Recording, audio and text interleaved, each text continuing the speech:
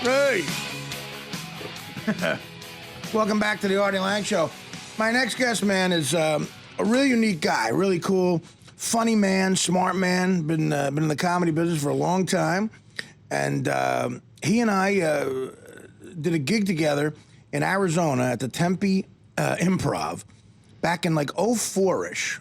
And so a while ago. And then a couple weeks later, he was coming through New York and needed a place to stay, and he crashed with me for a couple days. And it was one of those things where we always kind of knew of each other, but in 2 days we got a crash course on each other, really got to know each other. And then I was doing a gig in Philly, and he was in Central Jersey. I drove him to the gig in Central Jersey. I dropped him off at the hotel. I went to Philly, and I saw him, again for the first time since 2004, 2 nights ago, down in the Village at by the Comedy Cellar, the great Tom Rhodes. Artie. That's us in a nutshell. That's a nice story. I mean, but you're kind of glazing over some details. Right. I mean, number one. Hit me with them. Number one, I was stranded. I had a friend I was going to stay with. Yeah, and what happened? And he punked on me. So and it was winter. It's like February. It was absolutely miserable in New York. It was. And I had just worked with you. We were going to get together while I was in New York. Right. And then we're making plans, and I'm talking, and I told you that my friend punked on me, and you invited me to stay with you. So it was kind of biblical, you take in this weary traveler. You fed me, you kept me warm. Of course. At the time, I was with my girlfriend, Dana. At the time, we were basically living together. Dana was with me on the trip to Tempe, Arizona. And I remember she loved Tom. She's like, oh, he's so nice. He's so attractive. I'm like, what are you saying here? What are you saying? But she loved you, too. And it was weird. It's the kind of thing where you think, with our schedules, maybe you'll get together. Didn't see each other again for 12 years. That's comedy. But that is comedy. Yeah. And you are a And then you see somebody, and it's like you haven't lost a beat. And you're a true nomad, and I mean that in the greatest of compliments.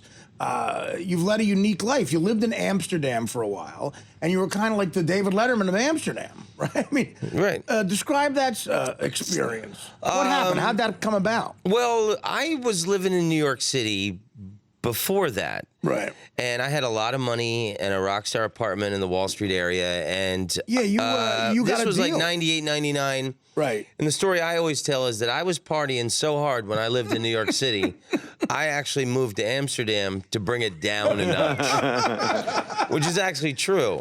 Well, you real talented, and early on you got a deal at NBC, and you had a sitcom on NBC that aired for like 4 or 5 episodes, right? Oh no, it was made it for a whole year. A full season. Mr. Rhodes. And Mr. Rhodes, it was called. Played a school teacher. And now, did you go to an Ivy League college? You went to an Ivy League. I thought you did. No. See, there's all rumors about it. That's the other thing that's great about it. No, I'm from Florida, and I started being a comedian when I was 17, and with a fake ID in high school. And then when I graduated high school at 18, I went right on the road. Right. So like 2 weeks later, I was booked in Tulsa, Oklahoma. By the age of 25, you were like a journeyman comic. Already playing everywhere. Yeah, right. And you traveled well. I always said that. Like, some guys just travel well. Like, even though you're kind of living out of a suitcase, you always look like you look now. A beautiful suit. And old-time showbiz, which I admire. That's not me. Like, you look like, you're here to do a show. You're here to perform. Sport jacket, look like an Armani Well, I suit. think that's a problem with a lot of a lot of young comedians now. They look like they're going to go cut the grass. It's like, why not? You smoke the grass. You don't cut the grass. Why not put on a decent pair of pants and iron your shirt? You're entertaining people. It's a Saturday. Exactly. They've paid top dollar. It's a Saturday. That's yeah. right. It's but true. I mean, when I was young and skinny and sexy, I just wore jeans and T-shirts. Yeah. And as I gotten older, I realized why men invented suits in the first place was to hide your girth. You did. Yeah. You had the long hair. Yeah. You had the Eddie Van Halen hair, and you lived like a rock star for a while, and real successful comic. And you go to Amsterdam. You do a gig there. Well, how did you I had get on started TV playing there? in Europe. I was doing London primarily, and that led to gigs all over Europe and around the world. And I did a show in Amsterdam, met a beautiful Dutch girl, fell in love. Oh, God, you can't beat that. Moved there. Yeah, I thought I'm going to live in a windmill and, I'm going to be a tulip farmer. And we were together for everybody's dream. Yeah, we were together for 2 years. And we broke up, and I was just about to move back to the United States when these people from this Dutch television network saw me in a comedy club in Amsterdam, and they were looking for an American to host a late night talk show. Wow. And I got the job. So I was in the right place at the right time. And what better way to get back at an ex-girlfriend than to get wildly famous in her little country? That's hilarious. She's standing in the bus stop in the rain looking at my poster. Now, did she try to get back with you? No, I'm kidding. Well, yeah, I mean, I can only imagine how hot she was. She must have been smoking hot. Yeah, she was stunning. Yeah, very, very attractive woman. But it was really, it was like having a magic passport on the Netherlands, on Holland, because I got to experience all these things of Dutch culture, and they would explain. Like I would make these 5-minute films where I would experience something of Dutch culture. Like one day I spent with a Dutch farmer, and I walked into an electric fence. He said, "Look out for the fence" in Dutch, but I don't speak Dutch, so I got electrocuted. I got a tour of the red light district by a former prostitute that does social work with the ladies, and I got to cover the prime minister debates. I get so many things. It's like a surreal experience for a kid from Florida. Right, I couldn't meet the governor of my state, and I'm standing there talking to the prime minister of Holland. It was incredible. Now, there was a great story about Steve-O from Jackass. Oh, wow. He was a guest on your show, and you went on a 3-day lost weekend with. Fill me in on these details. Wow, that's a story. It had happened just before we met. Just before we hung out that weekend. Well, I've heard that he has since cleaned up. Yeah, he looks great. I just saw Steve. Actually, Steve started doing stand-up, and he and I did a set together. We did sets on the same night at the Cellar about 2 months ago.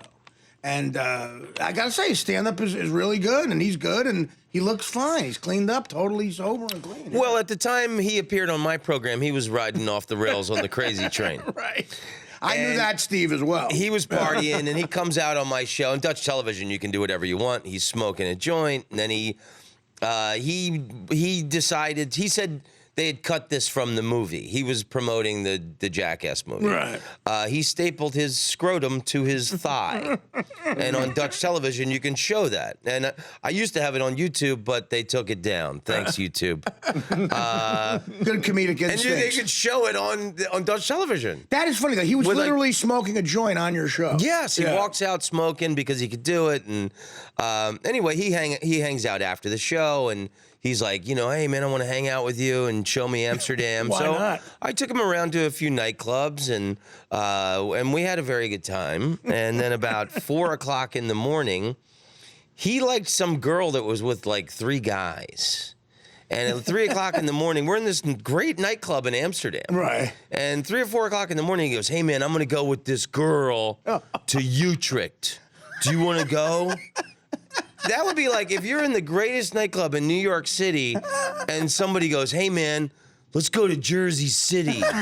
You're like, why would we leave the capital of the world in the greatest nightclub to go to Erie, Pennsylvania or something? Vegas without the cheesiness. Right. Like, that's what and so I go, "Dude, you do not want to go to Utrecht."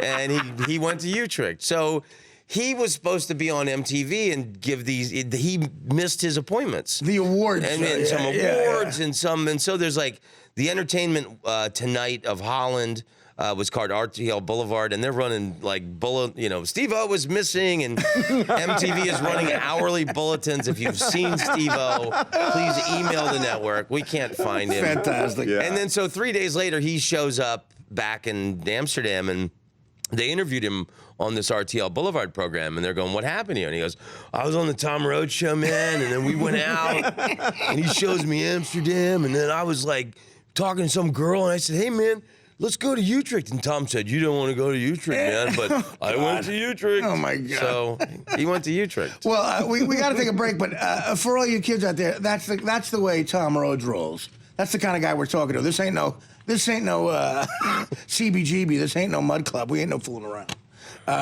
That's great. I love that story. And we're going to take a break and back with more Tom Rhodes after this. The Artie Lange Show, weeknights on Audience, only on DirecTV.